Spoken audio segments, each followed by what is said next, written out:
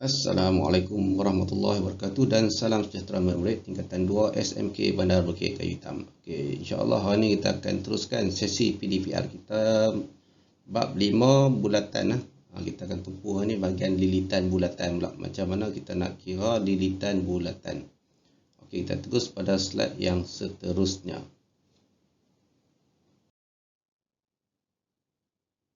Okey, kita masih lagi di muka surat 86. Okey, bab lilitan dan luas bulatan. Standard kita ni menentukan hubungan. Ni menentukan hubungan antara lilitan dengan diameter bulatan dan seterusnya mentakrifkan ni simbol ni. Apa nama dia ni? Okey, serta menerbitkan rumus lilitan bulatan. Okey, nama dia apa dia? Saya kita tabak nama dia. Okey.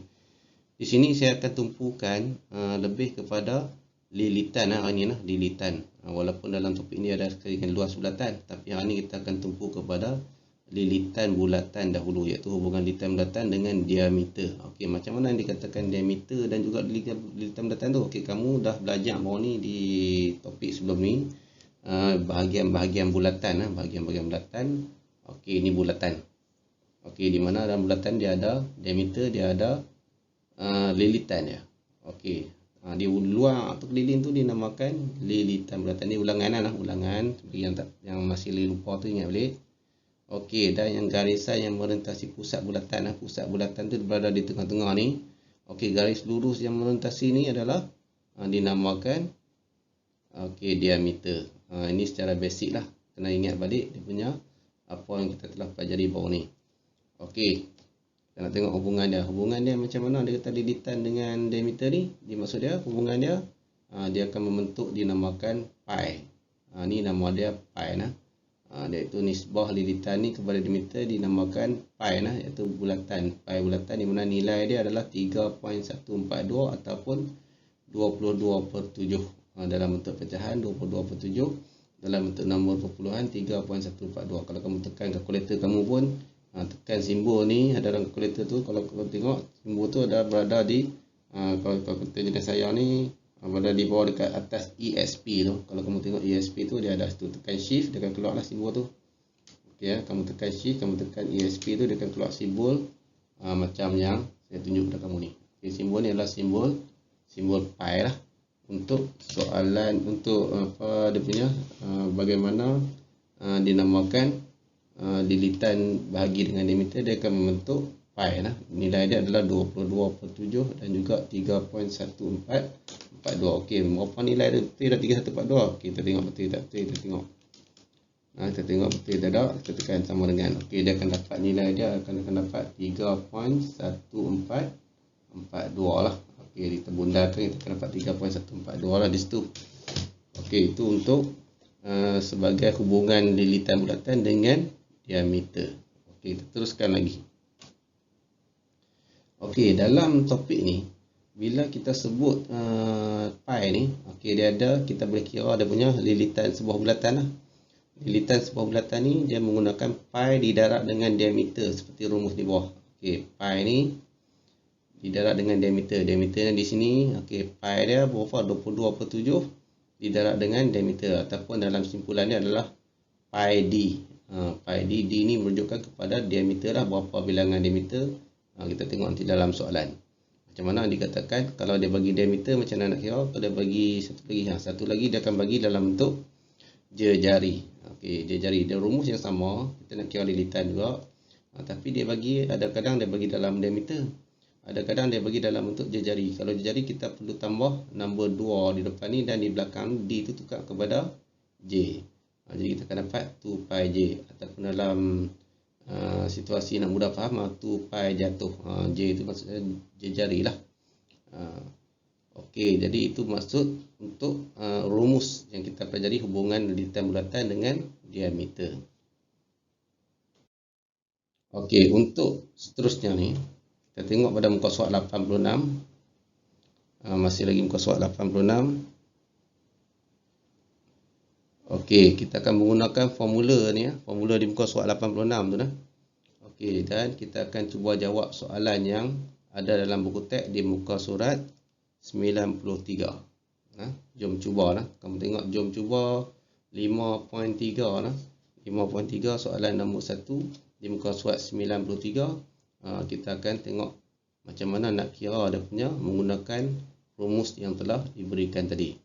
Okey, soalan dia yang pertama adalah hitung lilitan bulatan yang mempunyai yang pertama ada bagi jari. Macam mana kita nak kira jari ni? Kita gunakan formula mana? Kita mestilah menggunakan formula yang ada jari. Boleh juga guna yang ni. Dengan syarat kita kena tukar jari tu jadi diameter lah. Yang ni kamu jangan ada pening kepala. Kita tengok yang formula yang dia bagi jari. Okey, dalam situasi ni kita hanya perlu tulis macam ni je. Okey, kalau nak selesaikan situasi A ni, okey, kita ambil formula dia 2 pi J. Okey nah, 2 pi J. Okey, sama dengan lilitan kan? Okey, jadi lilitan sama dengan ambil dia punya ni. Okey, ni sama dengan ambil 2 darab dengan 22/7. Darab dengan jari tu dia bagi apa? 7. Jadi kita tekan kalkulator lah. Bila kita tekan kalkulator macam biasalah kita tekan nombor 2, tekan darab, tekan apa dia? Kurungan dulu lah. Bukan sebab kita nak tak pecahan. Okey, tak 22, ABC 7, tutup kurungan, tekan simbol darab, tekan nombor 7, tekan sama dengan. Kita akan dapat nilai dia adalah 44. Okey, cm lah. Okey, 44 cm ni adalah dia punya lilitan bagi bulatan ni lah. Bulatan yang berjejari 7 cm. Nilai dia adalah 44 cm. Okey, soalan yang seterusnya. Soalan B. Untuk soalan B ni, okey, apa yang kita perlu perhatikan di mana dia bagi jejari juga. Okey, bila bagi jejari, automatik kita gunakan formula yang sama macam tadi lah. Iaitu 2 silap. Okey, 2 pi J lah. Okey, maksudnya kita buat sama macam tadi. Ambil sama dengan, okey, ambil nilai yang dia bagi tadi 2 darab dengan pi tu. Darab dengan, okey, buat kurungan 22/7. Tutup kurungan lah. Tadi kita boleh buat kurungan kalau guna kalkulator buat kurungan. Sebab bila ada kurungan dia boleh membezakan antara simbol tu. Okey, darab dengan berapa J jari dah? Dia bagi 56. Okey, jadi kita akan dapat nilai dia. Ambil kalkulator, tekan 2.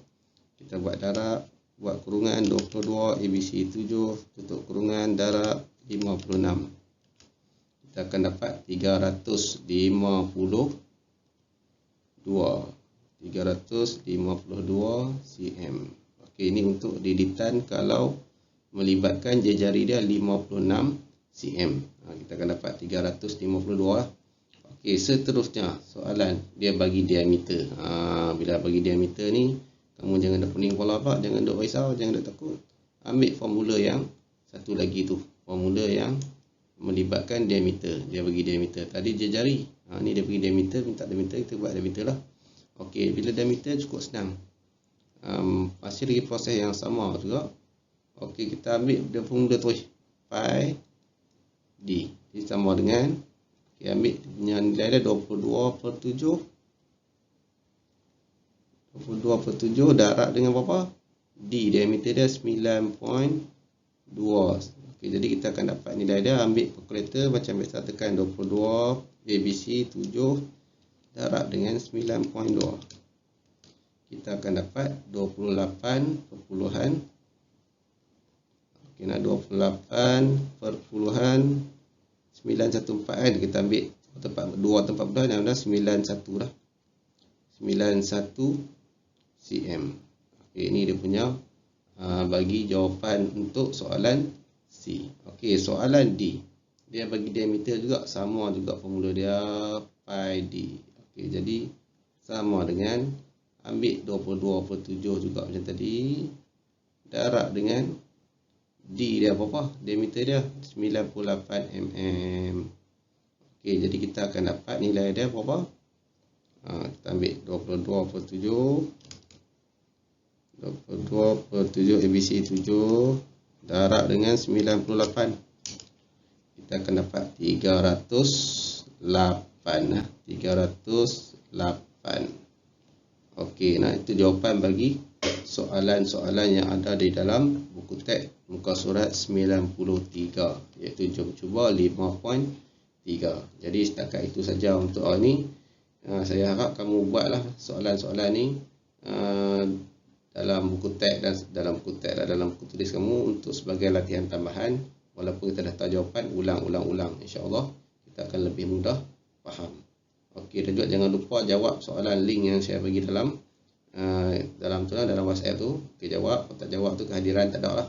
Dan juga markah PBD kamu tak dicatat lah, tak ada dalam sistem. Jadi saya harap tolong buat dan juga jangan malas lah. Kita dalam PDPR ni kena rajin-rajin. Kalau kita malas-malas, lama kita akan ketinggalan lah. Mau tak mau, suka tak suka, kita kena hadapilah situasi pembelajaran secara dari rumah ni.